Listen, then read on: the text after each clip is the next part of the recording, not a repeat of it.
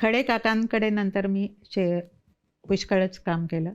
तर तेव्हा एका कार्यक्रमाला त्यांची साठी शांत होती मुंबईला, खूपच मोठा कार्यक्रम होता.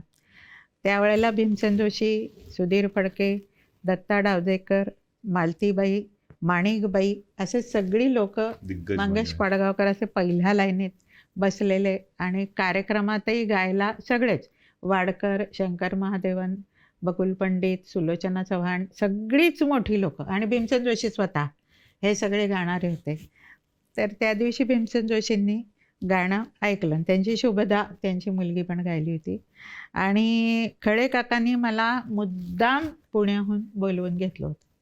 मग मुंबईला कार्यक्रम वगैरे झाला सगळा आणि टेन्शन तर आलेलंच होतं, कारण माझं गाणं सुरेश वाडकरांनंतर त्यांच्या याला तुफान, वन्स मोर आणि हे वगैरे, आणि त्याच्यानंतर माझं भेटी लागी जीवा एकदम.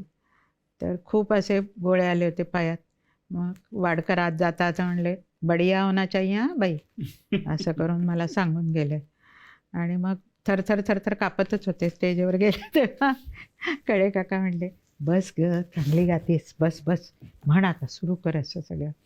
मग ते सगळं झालं, आमचं कार्यक्रम झाला.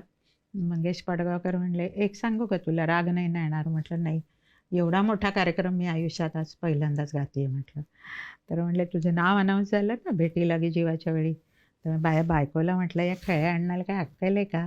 गाणं हे म्हणजे शिवधनुष्य पेळण्यासारखं, ही बाई काय गाणार आता हे गाणं? पण म्हणे, आज घरी जाऊन दृष्ट काढून घे, इतकी तू चांगली गायली.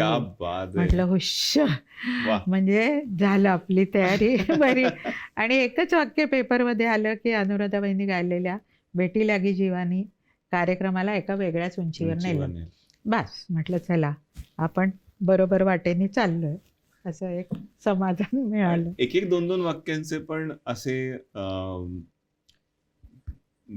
त्यांचे जे कॉम्प्लिमेंट्स असतात तुम्हाला, ते शाबासकी मिळते, अगदी प्रश्न, ते वेगळ्या लेवलचा कॉन्फिडन्स हो तर अगदीच, अगदी प्रश्न, ते वेगळ्या लेवलचा कॉन्फिडन्स, हो तर अगदीच. त्यामुळे आम्ही 94 साली जेव्हा अमेरिकेचा आमचा दौरा ठरला, म्हणजे मंडळाने ठरवला होता, मी आणि पारगावकर, श्रीकांत पारगावकर, आम्ही आलो होतो.